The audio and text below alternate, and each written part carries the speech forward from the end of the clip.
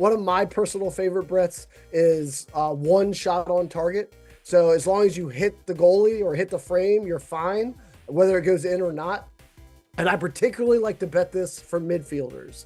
So as you can possibly imagine, like if you're betting for a forward or a striker just to get one shot on goal, you're not going to get great odds. It's going to be like minus 300, minus 400, depending on who the striker is. But for midfielders who often don't get as many chances in front of the net, you usually can get pretty close to even money, like plus 120, minus 120, somewhere in that range. Maybe for particularly prolific midfielders, it'll like creep into minus 130 or minus 140, but it doesn't usually go higher than that. And the great thing about this is, one, it can happen at any moment in the game.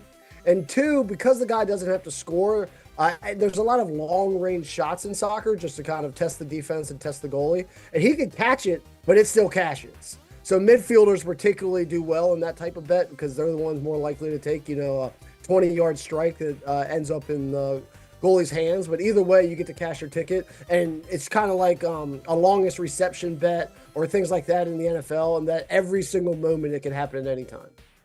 Yeah, and your favorite one is with a certain Norwegian that plays for Arsenal. If anybody who's listened to Covered in Glory knows that Martin Odegaard is basically like a third member. He's like a silent member of our podcast. I thought you were going to say my family, because I consider him kin at this point, as much money as he's made. I didn't want to go that far. I don't know how you want to do that personal dynamics there. If you want to welcome him into your family, by all means. I mean, we need more love in this world, so that's a good thing.